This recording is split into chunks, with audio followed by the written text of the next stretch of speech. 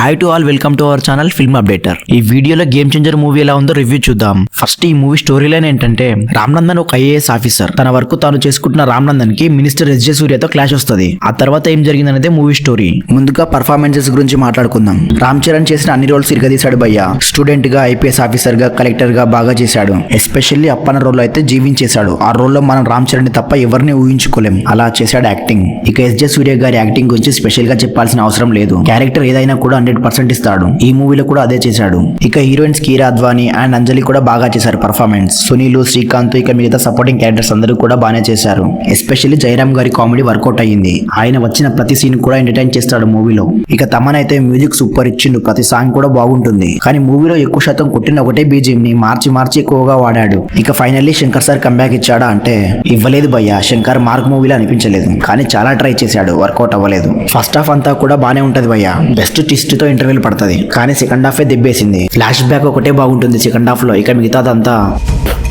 Climax అయితే మరీ disappoint చేసింది. సెకండ్ హాఫ్ కొంచెం కేర్ తీసుకుంటే బాగుండేది. ఇంతే గాయస్ రివ్యూ. ఈ మూవీకి నేను ఇచ్చే రేటింగ్ 3/5. మీరు మూవీ చూసి ఉంటే మీకు ఎలా అనిపించిందో కామెంట్ చేయండి. అలాగే మన ఛానల్ ని తప్పకుండా సబ్స్క్రైబ్ చేసుకోండి. Thank you for watching.